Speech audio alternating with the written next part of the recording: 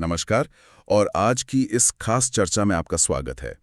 हमारे पास कुछ दिलचस्प सवाल और उनके जवाब हैं जो भारत की जनसांख्यिकी, अर्थशास्त्र और भूगोल से जुड़े हुए हैं। हमारा मकसद सिर्फ सही जवाब जानना नहीं है, बल्कि हर सवाल के पीछे जो कॉन्सेप्ट है उसे समझना है। बिल्कुल। हर सवाल एक नई परत खोलेगा जो हमें विषय को और बेहतर ढंग से समझने में मदद करेगा। तो चलिए एक एक करके इन सवालों की गहराई में उतरते हैं, ठीक है? तो पहला सवाल 2011 की जनगणना से है।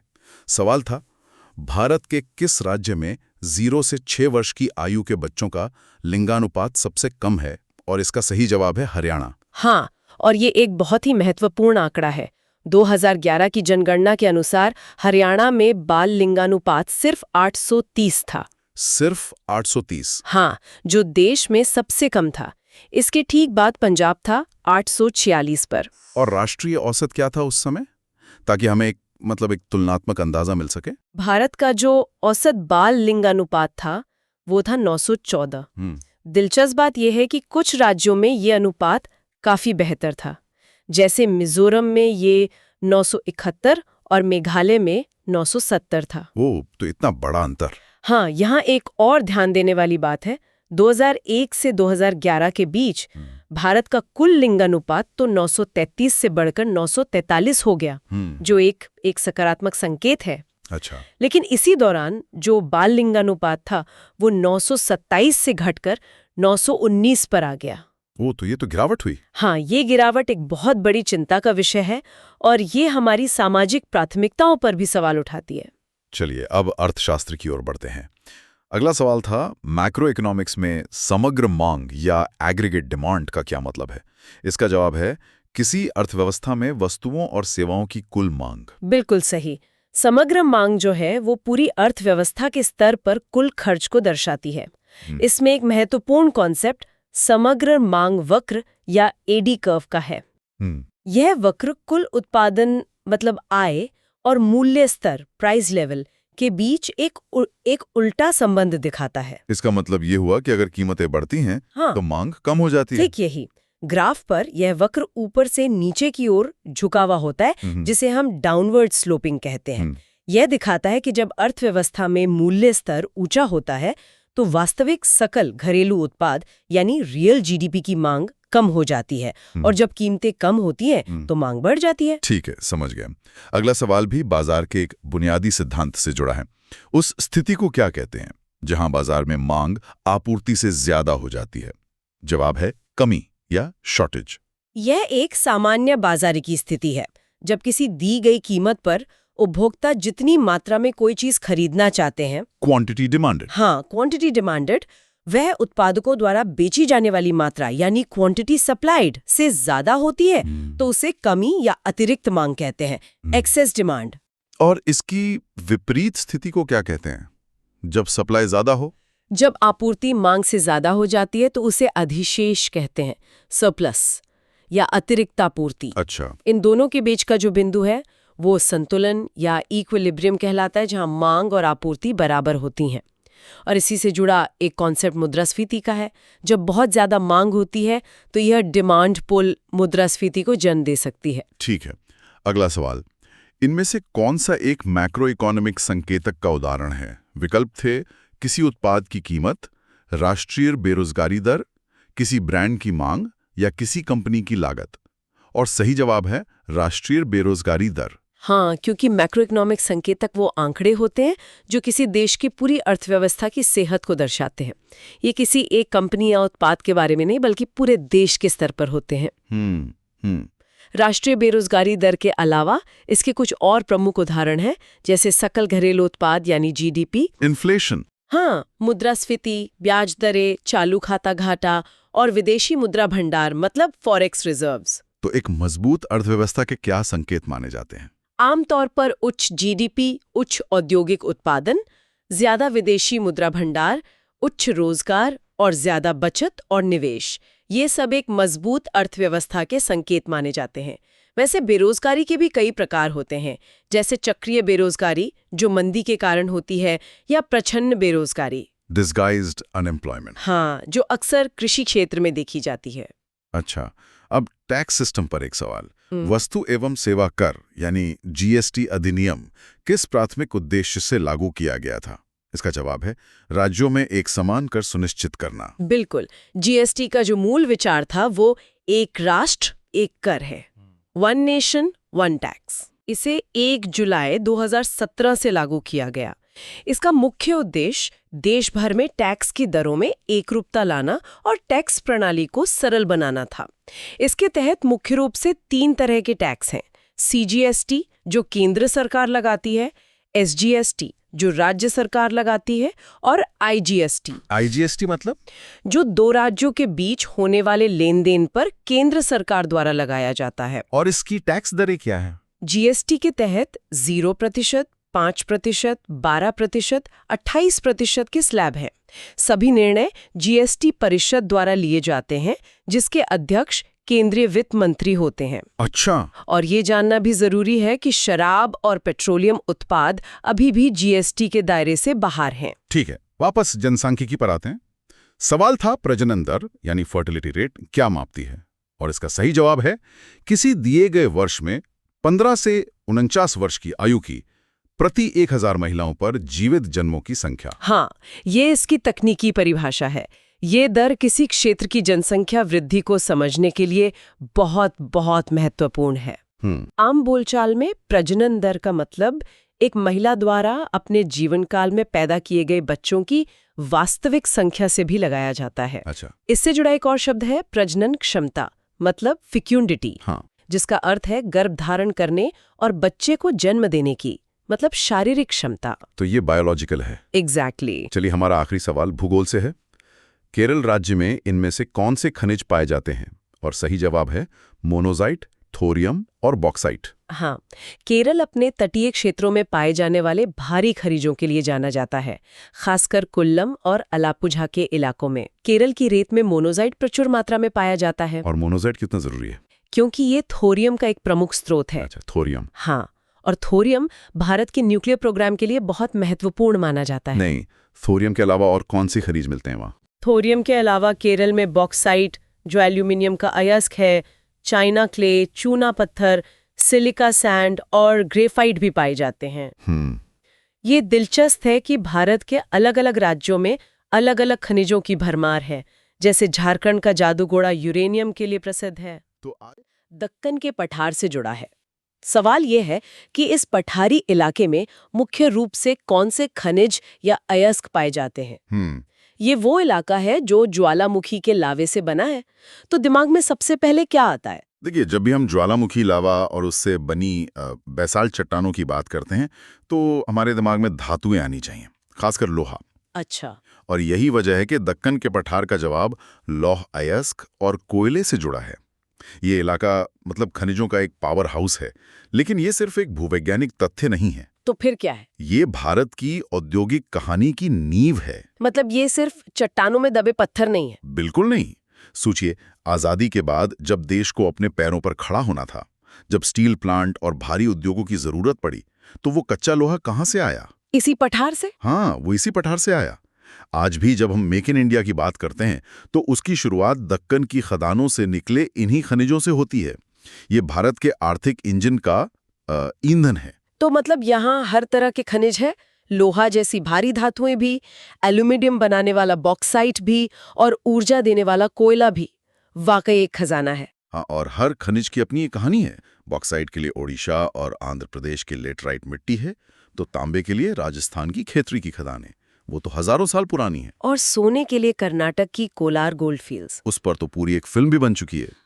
ये नक्शा हमें बताता है कि भारत की संपदा जमीन के ऊपर ही नहीं, नीचे भी है। ये खनिज तो भारत की आंतरिक ताकत है, लेकिन 21वीं सदी में सिर्फ आंतरिक ताकत होना काफी नहीं है, उसे दुनिया से जोड़ना भी पड़ता है ना? बिल्कुल। और यहीं पर हमारा अगला सवाल दिलचस्प हो जाता है, जो एक ऐसे ही आधुनिक रास्ते की बात करता है।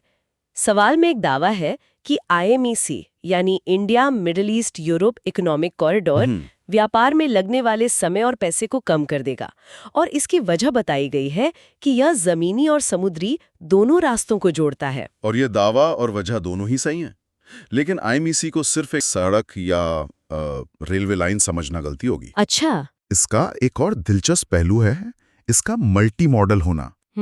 इसे ऐसे समझिए कि आपका सामान मुंबई के पोर्ट से जहाज पर चढ़ेगा, दुबई में उतरेगा, ठीक है। वहां से उसे एक ट्रेन पर लादा जाएगा जो सऊदी अरब और जॉर्डन से गुजरेगी, फिर इजराइल के पोर्ट से एक दूसरे जहाज पर चढ़कर वो यूरोप पहुंचेगा। ये एक पूरी चेन है। ये तो सुनने में किसी बड़ी योजना जैसा लगता है। मतलब एक ही सामान जहाज, ट्रेन और शायद फिर ट्रक कई साधनों से सफर करेगा। बिल्कुल।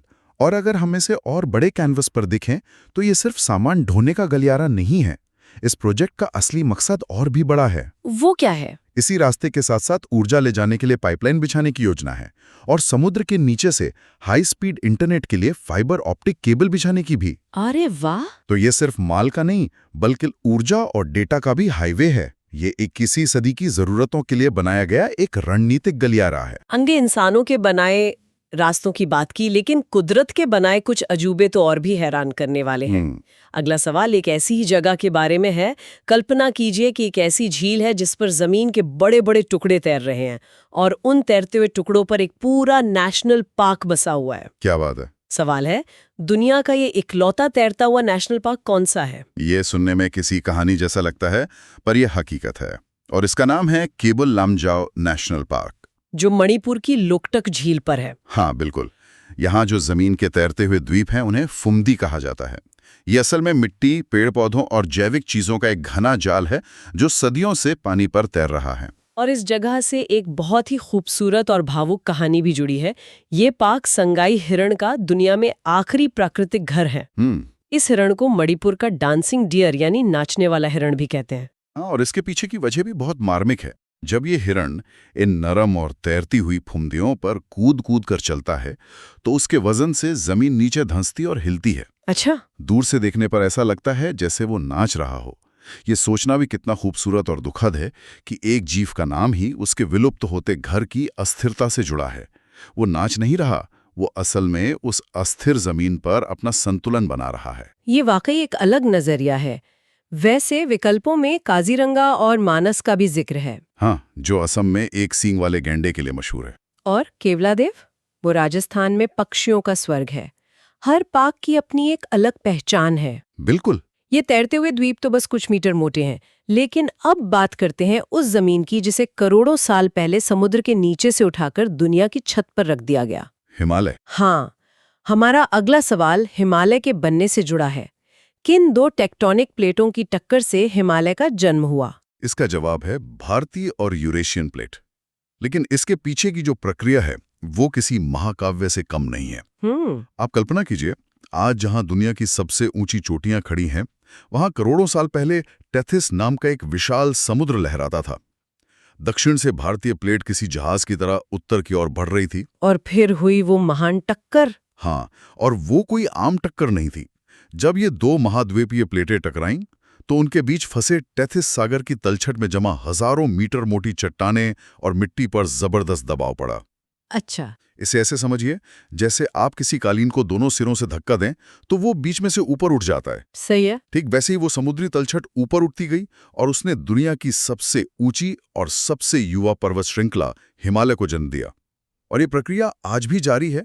हिमालय की ऊंचाई आज भी बढ़ रही है। इसीलिए इसे समझने के लिए 4 हिस्सों में बांटा जाता है ना? जी। सबसे उत्तर में ट्रांस हिमालय, फिर महान हिमालय जहां एवरेस्ट जैसी बर्फीली चोटियां हैं, उसके बाद लघु हिमालय के हरे भरे पहाड़ और सबसे आखिर में शिवालिक की छोटी पहाड़ियां। बिल्कुल, ये विभाजन हमें हिमालय की जटिलता को समझने में मदद करता है। हर हिस्से का अपना अलग किरदार है, अपनी अलग कहानी है। तो ये तो हुई कहानी कि भारत की जमीन कैसे बनी, लेकिन इस विशाल और विविध जमीन पर एक साथ शासन करने के नियम कैसे बने। यहीं से हमारी कहानी भूगोल से निकलकर इतिहास और राजनीति में दाखिल होती है। सवाल है कि 1935 के भारत सरकार अधिनियम यानी गवर्नमेंट ऑफ इंडिया एक्ट ने सबसे बड़ा सुधार क्या प्रस्तावित किया था? इसका जवाब है एक संघीय सरकार की स्थापना। और ये सिर्फ एक सुधार नहीं था, ये भारतीय संवैधानिक इतिहास का एक मील का पत्थर था। अच्छा। इसे हमारे आज के संविधान का ब्लूप्रिंट भी कहते हैं। लेकिन इससे भी बड़ी बात यह है कि ये पहली बार था जब अंग्रेजों ने कागज पर यह माना कि भारत को एक देश के रूप में केंद्र और राज्यों के बीच शक्तियों को बांटकर चलाया जा सकता है। मतलब भारत के विचार को एक प्रशासनिक हकीकत बनाने का पहला नक्शा। हाँ, एक तरह से, भले वो अधूरा था। और इसी नक्शे में वो चीजें थीं जो आज भी हमारे सिस्टम का हिस्सा है, जैसे शक्तियों को 3 लिस्ट में बांटना। हाँ, फेडरल लिस्ट, प्रोविंशियल लिस्ट और कॉन्करेंट लिस्ट। बिल्कुल। और ये बंटवारा आज भी भारतीय राजनीति के सबसे बड़े बहस के मुद्दों में से है एक।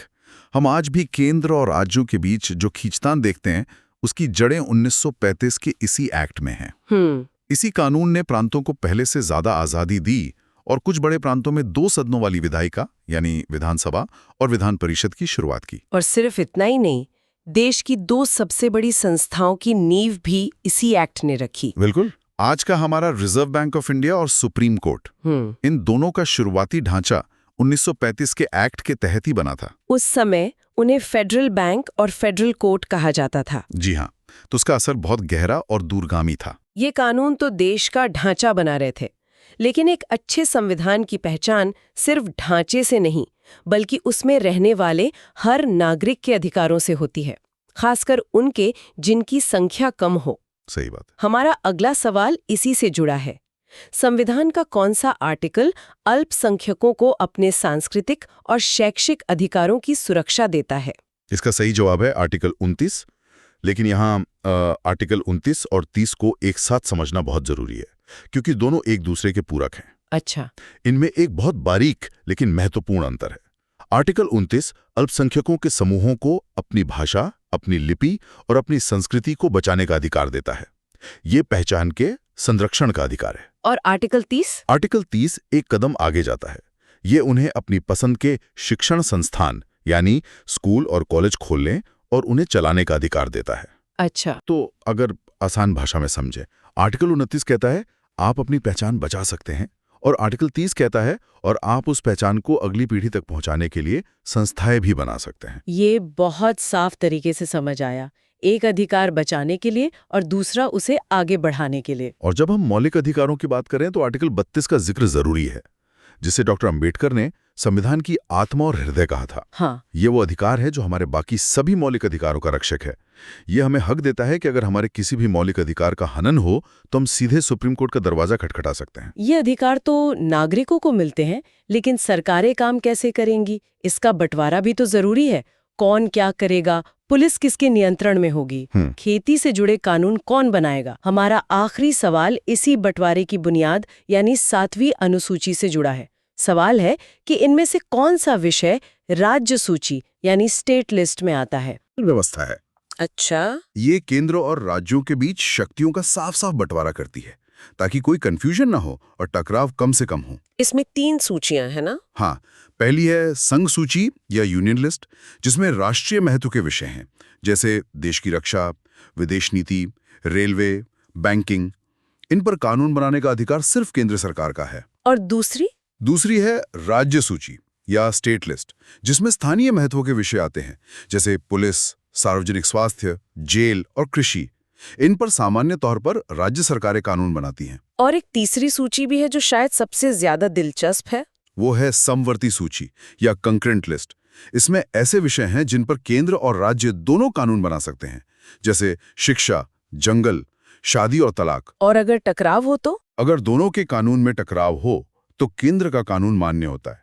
इसमें एक बहुत ही रोचक तथ्य ये है कि शिक्षा का विषय हमेशा से इस लिस्ट में नहीं था। अच्छा, तो ये पहले कहाँ था? 1976 तक शिक्षा राज्य सूची का विषय हुआ करती थी, लेकिन 42वें संशोधन के जरिए इसे वहां से हटाकर समवर्ती सूची में डाल दिया गया।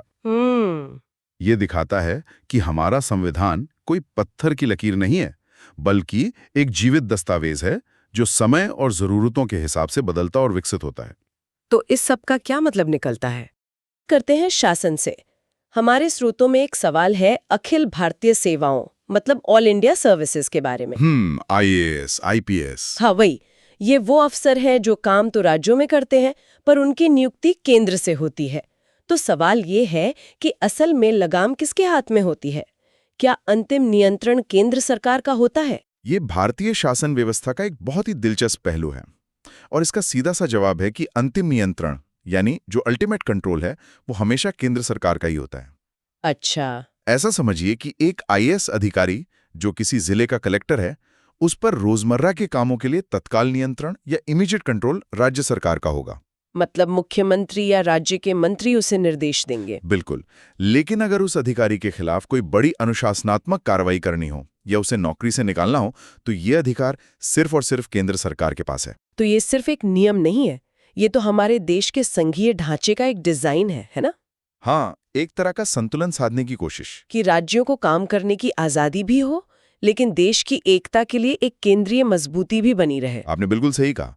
और इसी संतुलन के लिए संविधान में एक और खास व्यवस्था है। अनुच्छेद 312 के तहत अगर कोई नई अखिल भारतीय सेवा बनानी हो, जैसे भारतीय न्यायिक सेवा बनाने की बात चलती रहती है, हाँ, जैसे वो, तो उसकी पहल करने का अधिकार सिर्फ राज्यसभा को है, लोकसभा को नहीं, और वो भी एक विशेष बहुमत से। ऐसा इसलिए क्योंकि राज्यसभा को राज्यों का सदन माना जाता है। वाह, तो नियंत्रण की परदें काफी गहरी हैं। अब नियंत्रण में संतुलन की बात चली रही है, तो उस स्थिति के बारे में क्या कहेंगे जब संसद के दोनों सदन ही किसी बिल पर सहमत ना हो, एक गतिरोध बन जाए? तो अगला सवाल इसी से जुड़ा है कि जब इस गतिरोध को तोड़ने के लिए दोनों सदनों की संयुक्त बैठक बुलाई जाती है, तो उसकी अध्यक्षता कौन करता है? ये एक क्लासिक सवाल है और अक्सर लोग इसमें गलती कर देते हैं। मुझे लगता है राष्ट्रपति, क्योंकि बुलाते तो वही हैं। देखिए, यही आम गलतफहमी है। बैठक को राष्ट्रपति बुलाते हैं, लेकिन अध्यक्षता करते हैं लोकसभा के अध्यक्ष यानी स्पीकर। अच्छा, तो ये भी सिर्फ एक प्रक्रिया का नियम नहीं है, ये हमारे लोकतंत्र के डिजाइन के बारे में कुछ गहरा बताता है। मतलब ये कि जब दोनों सदनों में मतभेद हो, तो कमांड उस सदन के स्पीकर को दी जाती है जो सीधे जनता से चुनकर आता है। सही पकड़ा आपने। ये दिखाता है कि अंतिम निर्णय में जनता की आवाज को ज्यादा वजन दिया गया है। और इसमें एक पूरा वरीयता क्रम है। वो क्या है? अगर स्पीकर मौजूद नहीं है तो लोकसभा के डिप्टी स्पीकर अध्यक्षता करेंगे। अगर वो भी नहीं है तो राज्यसभा के उपसभापति। लेकिन राज्यसभा के सभापति क्यों नहीं? वो तो सदन के प्रमुख होते हैं। सबसे ध्यान देने वाली बात यही है कि राज्यसभा के सभापति, जो देश के उपराष्ट्रपति भी हैं, वो कभी भी इस बैठक की अध्यक्षता नहीं कर सकते। ऐसा क्यों? क्योंकि वो किसी भी सदन के सदस्य नहीं होते। उपराष्ट्रपति का पद एक अलग संवैधानिक पद है। अच्छा, ये बात है। हाँ, और एक और महत्वपूर्ण बात, ये संयुक्त बैठक का रास्ता हर बिल के लिए खुला नहीं है, है ना? बिल्कुल। धन विधेयक और संविधान संशोधन विधेयक के मामले में संयुक्त बैठक का कोई प्रावधान ही नहीं है। तो हमने देखा कि व्यवस्थाओं में नियंत्रण और संतुलन कैसे काम करता है। पर तब क्या होता है जब ये नियंत्रण टूटता है? चलिए इतिहास में चलते हैं। हमारे पास मुगल साम्राज्य की स्थापना से जुड़ा एक सवाल है जिसमें दो कथन हैं। हाँ। पहला, बाबर तैमूर और चंगेज खान का वंशज था और उसने इब्राहिम लोधी को हराकर मुगल साम्राज्य की नींव रखी। और दूसरा, बाबर को शेर शाह सूरी ने हराया था। ठीक है, इसमें सिर्फ पहला कथन ही सच है। बाबर वाकई अपनी मां की तरफ से चंगेज खान और पिता की तरफ से तैमूर का वंशज था और 1526 में पानीपत की पहली लड़ाई में उसने इब्राहिम लोधी को हराकर भारत में मुगल साम्राज्य की नींव रखी। ये तो एक निर्णायक मोड़ था। बिल्कुल। लेकिन दूसरा कथन मुझे हमेशा कंफ्यूज करता है। हम सब ने शेर शाह सूरी और मुगलों के संघर्ष के बारे में पढ़ा है, तो ये गलतफहमी क्यों होती है? ये एक बहुत आम गलतफहमी है और इसकी जड़ है किरदारों का घालमेल। शेर शाह सूरी एक जबरदस्त योद्धा था, लेकिन उसका सामना बाबर से नहीं, बल्कि बाबर के बेटे हुमायूं से हुआ था। एग्जैक्टली। बाबर की तो 1530 में ही मृत्यु हो गई थी। शेर शाह ने हुमायूं को 1539 में चौसा और 1540 में कन्नौज के युद्ध में बुरी तरह हराया। इतनी जबरदस्त हार थी कि हुमायूं को भारत छोड़कर भागना पड़ा था। अच्छा, तो ये दिखाता है कि शुरुआती मुगल साम्राज्य कितना नाजुक था। एक बड़ी हार का मतलब था सब कुछ खत्म हो जाना। बिल्कुल। बाबर ने 1527 में खानवा का युद्ध जीतकर अपनी पकड़ मजबूत तो कर ली थी, लेकिन साम्राज्य की जड़ें अभी गहरी नहीं हुई थी। हुमायूं की हार इसी बात का सबूत है। इतिहास में एक और सवाल है जो दो संस्कृतियों की प्रतिक्रिया या कहें कि प्रतिक्रिया की कमी से जुड़ा है। बताइए। सवाल में एक दावा किया गया है कि भारत में ताम्रपाषाण काल के लोग सिंधु घाटी सभ्यता की उन्नत तकनीक का ज्यादा फायदा नहीं उठा पाए और इसकी वजह ये बताई गई है कि वो संस्कृतियां बाद में आईं और अलग थलग थीं। क्या ये वजह काफी है? ये एक बेहतरीन सवाल है। यहाँ दावा और वजह दोनों अपनी अपनी जगह सच हैं, लेकिन वजह उस दावे की पूरी व्याख्या नहीं करती। थोड़ा और समझाइए इसे। शहरी कांस्य युगीन सभ्यता थी। वो लोग कांसा बनाना जानते थे, उनके पास प्लान किए हुए शहर थे। और ताम्रपाषाण संस्कृतियां, नाम से ही लगता है तांबा और पत्थर। हाँ, ये संस्कृतियां ज्यादातर ग्रामीण थीं। ये पत्थर के औजारों के साथ तांबे का इस्तेमाल करती थीं, लेकिन कांसे का ज्ञान इन्हें नहीं था, तो ये तकनीकी रूप से काफी पीछे थीं। तो दावा सही है कि उन्होंने फायदा नहीं उठाया? हाँ, और वजह भी सही है कि वो ज्यादातर बाद में आई और भौगोलिक रूप से अलग भी थीं। लेकिन सिर्फ अलग-थलग होना ही इसका पूरा कारण नहीं था। तो फिर और क्या कारण थे? अगर पड़ोस में कोई उन्नत तकनीक मौजूद है तो आप उसे अपनाते क्यों नहीं? शायद जरूरत नहीं थी। उनकी अर्थव्यवस्था कृषि आधारित थी, उन्हें बड़े पैमाने पर शहरी उत्पादन की जरूरत ही नहीं थी। व्यापार और संपर्क बहुत सीमित था।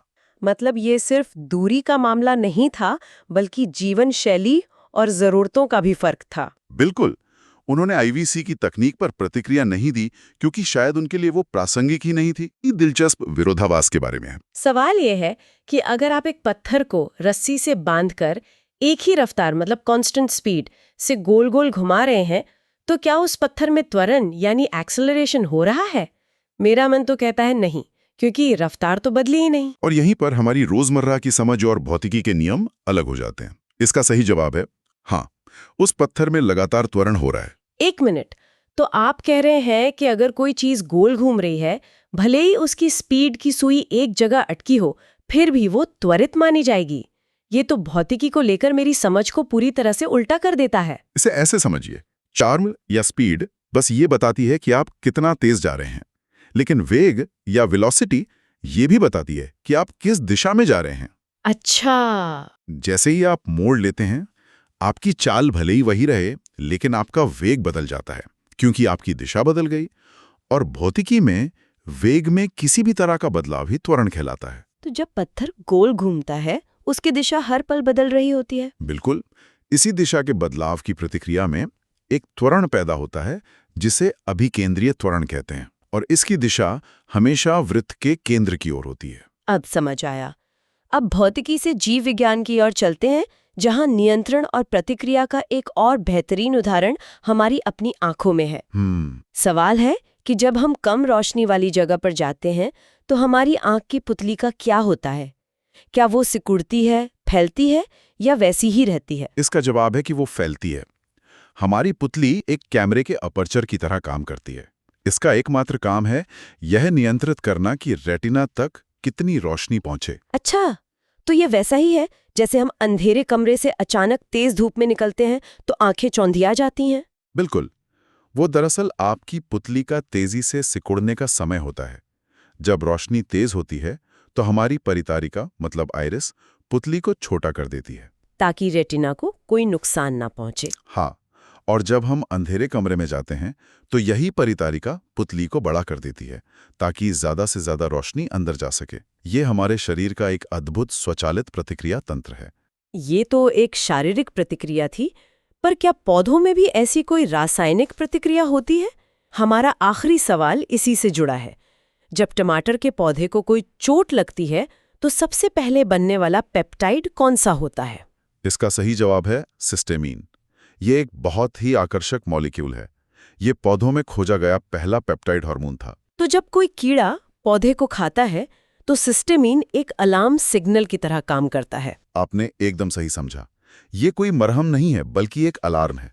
जैसे हमें चोट लगने पर हमारा शरीर व्हाइट ब्लड सेल्स भेजता है, वैसे ही सिस्टेमिन पूरे पौधे में एक खतरे का संदेश भेजता है। और फिर पौधा क्या करता है? ये संदेश एक दूसरे हार्मोन जैस्मोनिक एसिड के उत्पादन को चालू कर देता है, और फिर ये जैस्मोनिक एसिड पौधे में ऐसे प्रोटीन्स बनवाता है जो कीड़ों के लिए जहरीले होते हैं या उनका पाचन खराब कर देते हैं। वाह, मतलब पौधा चुपचाप मार नहीं खाता, वो पलटकर रासायनिक हमला करता है। स्रोतों में फलों को पकाने वाले हार्मोन का भी जिक्र था। हाँ, वो एथिलीन है जो एक गैसीय हार्मोन है। ये मुख्य रूप से फलों को पकाने की प्रक्रिया को नियंत्रण करता है। इसीलिए कहते हैं ना कि एक सड़ा हुआ सेब बाकी सेबों को भी खराब कर देता है, क्योंकि वो एथिलीन गैस छोड़ रहा होता है। बिल्कुल।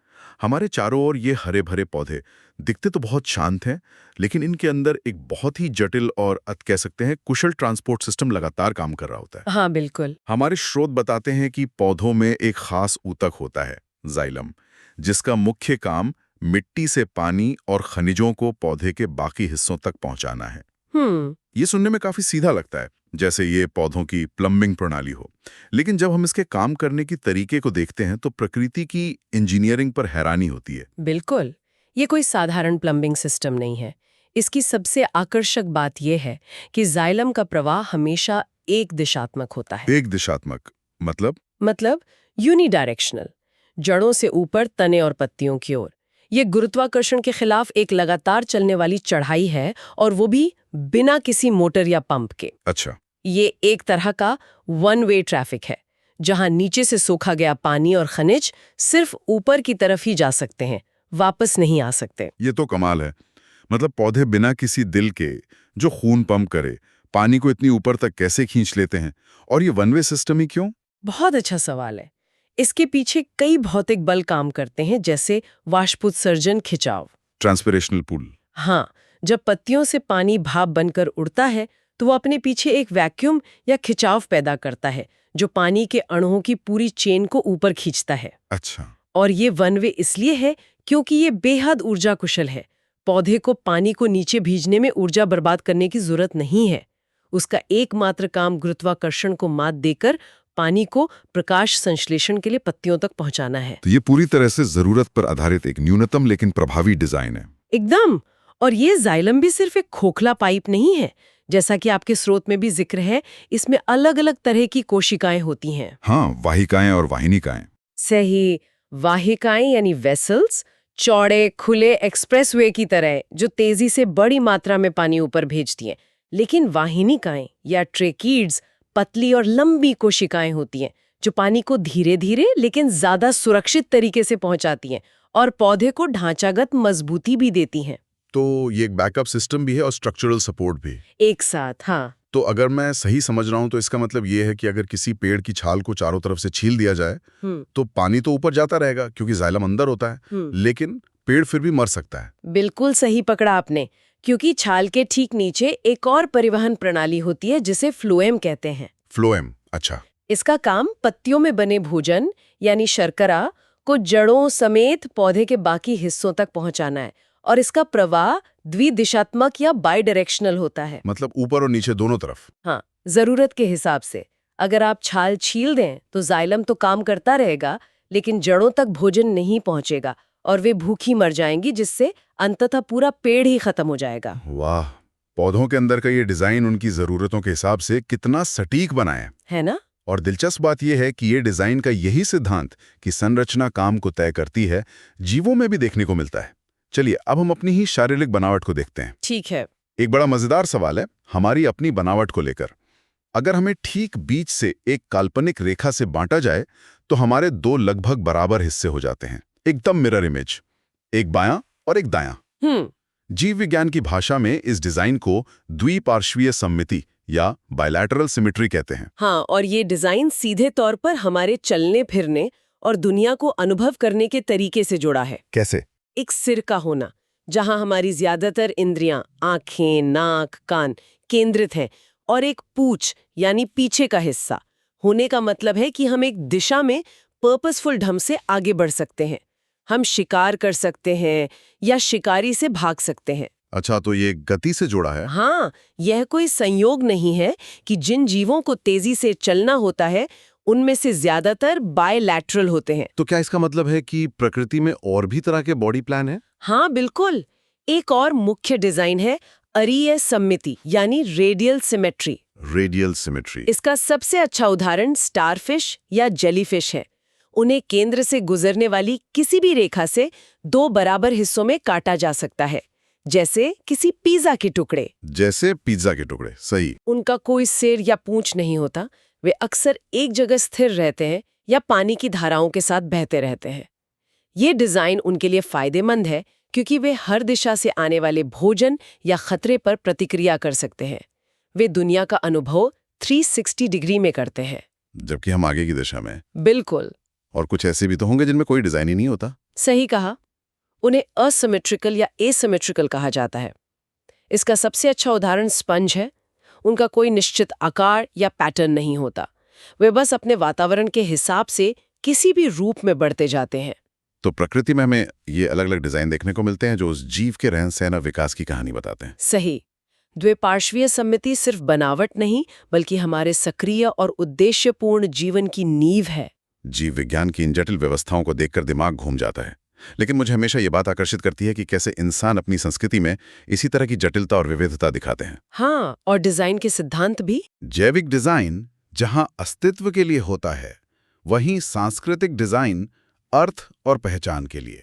हाँ, जैसे केरल का एक नृत्य है जिसके बारे में हमारे स्रोत में बताया गया है, थेयम। तेयम का जिक्र बहुत अच्छा है क्योंकि ये डिजाइन की बात को एक अलग स्तर पर ले जाता है। ये सिर्फ एक नृत्य नहीं है। नहीं, ये एक पूरा अनुष्ठान है जहां इंसानी शरीर को एक दिव्य डिजाइन में बदल दिया जाता है। कलाकार घंटों के मेकअप, विशाल और रंगीन वेशभूषा के बाद सचमुच देवताओं का रूप धारण कर लेते हैं। सचमुच? हाँ, उनका शरीर देवता के लिए एक माध्यम बन जाता है और लोग उनसे आशीर्वाद लेने आते हैं। ये प्रदर्शन से कहीं ज्यादा एक आध्यात्मिक अनुभव है। मतलब कलाकार सिर्फ अभिनय नहीं कर रहा, बल्कि वो उस क्षण में देवता बन जाता है। बिल्कुल, ये एक बहुत ही गहरी अवधारणा है। स्रोत में कुछ और नृत्यों का भी जिक्र था, जैसे मणिपुर का ढोल चौलम और पंजाब का गिद्दा और भांगड़ा। हाँ, और ये सभी भारत की सांस्कृतिक डिजाइन की विविधता को दर्शाते हैं। जहाँ थेयम भक्ति और रहस्य का प्रतीक है, वहीं ढोल चोलों में ढोल की गूंज और कलाबाजियों से भरी ऊर्जा है। और भांगड़ा और गिद्दा तो हम सब जानते हैं। हाँ, वो तो पंजाब की धरती की तरह ही उर्वरता, फसल और जीवन के उल्लास का जश्न मनाते हैं। एक ही देश में उत्सव मनाने के कितने अलग अलग डिजाइन हैं, है ना? बिल्कुल। और केरल की ही बात करें तो वहाँ थेयम के अलावा कथकली और मोहिनी अट्टम जैसे शास्त्रीय रूप भी हैं, जिनका अपना व्याकरण और अपनी डिजाइन भाषा है। संस्कृति की बात को आगे बढ़ाते हुए एक और दिलचस्प त्योहार का जिक्र है, पोई सांगखेन, जो अरुणाचल प्रदेश और असम में जल महोत्सव के नाम से लोकप्रिय है। ये पानी फेंकने का त्योहार अच्छा, मुझे थाईलैंड के सोंक्रान की याद दिलाता है। ये एक बहुत ही महत्वपूर्ण कनेक्शन है।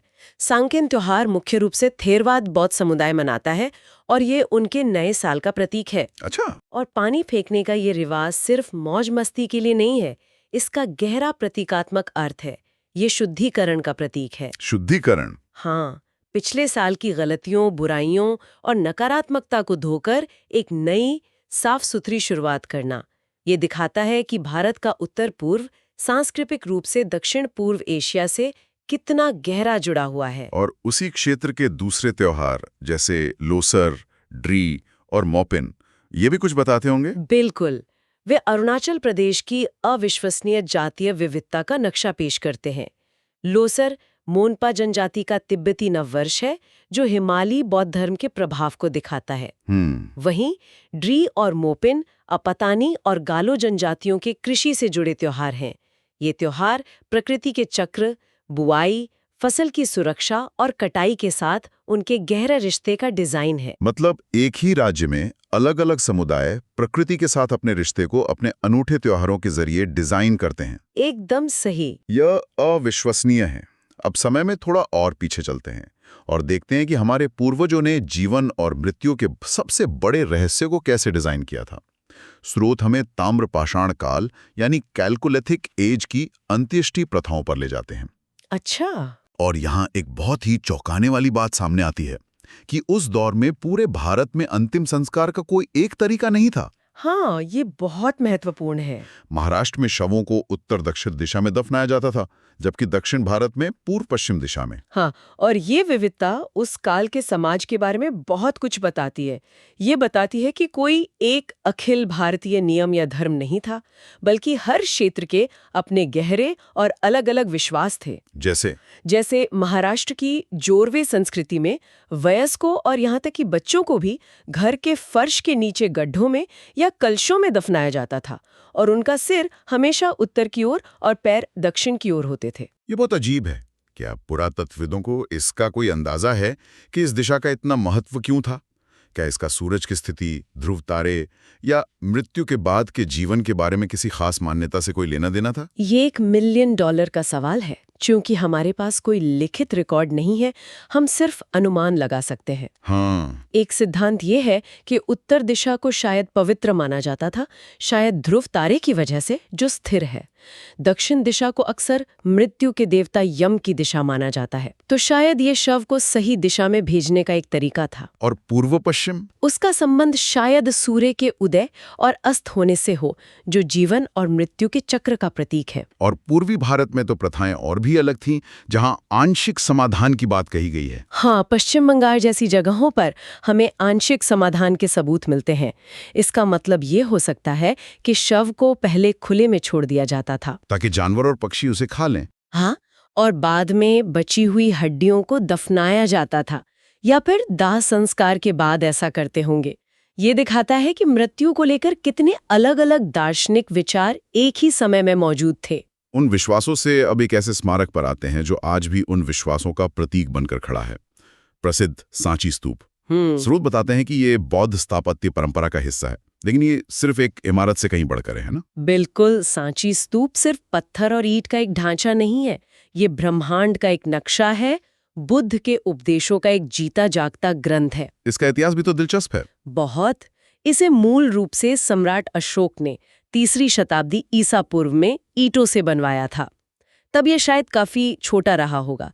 बाद में जब शुंग वंश सत्ता में आया तो उन्होंने इसे पत्थर का उपयोग करके लगभग 2 गुना बड़ा और भव्य बना दिया। ये दिलचस्प है कि एक नए राजवंश ने पुराने राजवंश के स्मारक को नष्ट करने के बजाय उसे और बड़ा क्यों बनाया? ये उस समय की राजनीति का एक बेहतरीन उदाहरण है।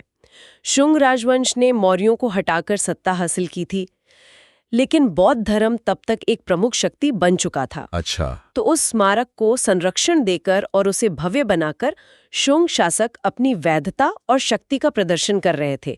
साथ ही ये भी दिखा रहे थे कि वो धर्म के संरक्षक हैं। और अगर हम इसकी वास्तुकला की डिजाइन को देखें तो हर हिस्से का गहरा प्रतीकात्मक अर्थ है। जो विशाल अर्धगोलाकार गुंबद है उसे अंड कहते हैं। ओके। और ये ब्रह्मांड का प्रतीक है, जिसके अंदर अवशेष रखे जाते थे। हाँ, इसके ऊपर एक बालकनी जैसी संरचना है जिसे हेर्मिका कहते हैं, जो देवताओं का निवास मानी जाती है। और सबसे ऊपर छत्र है जो सम्मान और राजसी सुरक्षा का प्रतीक है। और इसके जो विशाल प्रवेश द्वार हैं, तोरण, वे तो अपनी नक्काशी के लिए प्रसिद्ध है। हाँ, वही तो सांची की आत्मा है। उन तोरणों पर बुद्ध की कोई सीधी मूर्ति नहीं है। क्यों नहीं है? ये बौद्ध धर्म की प्रारंभिक आइकॉनिक परंपरा को दर्शाता है, जहां बुद्ध को मानव रूप में नहीं बल्कि प्रतीकों के माध्यम से दर्शाया जाता था, जैसे खाली सिंहासन, बोधि वृक्ष या उनके पदचिन्ह। उन तोरणों पर जातक कथाएं यानी बुद्ध के पूर्व जन्मों की कहानियां बड़ी बारीकी से उकेरी गई हैं। वे एक तरह की पत्थर की कॉमिक बुक की तरह हैं, जो आम लोगों को बिना पढ़े लिखे ही धर्म की शिक्षा देती थीं। वाह! पूरा स्तूप एक डिजाइन है जो आपको सांसारिक दुनिया से निकालकर आध्यात्मिक यात्रा पर ले जाता है। बिल्कुल। तो आज हमने जीव विज्ञान की कोशिकाओं से लेकर प्राचीन भारत की अंत्येष्टि प्रथाओं और शानदार स्तूपों तक का सफर तय किया।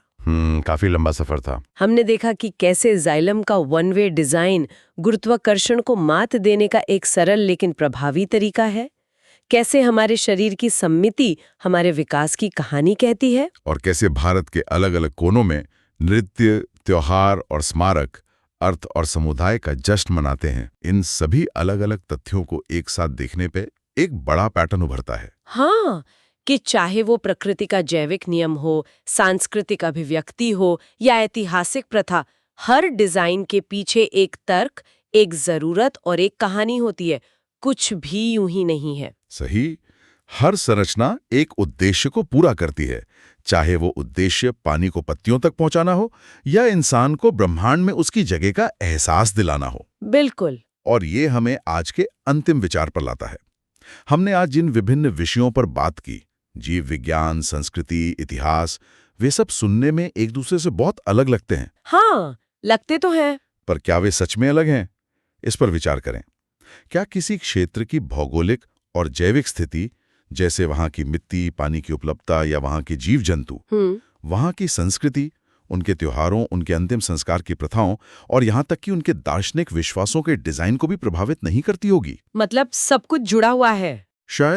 शायद ज्ञान के ये अलग अलग क्षेत्र अलग अलग खानों में नहीं, बल्कि एक बड़े जुड़े हुए जाल का हिस्सा हैं, जहां एक धागा खींचने पर पूरा जाल हिलता है।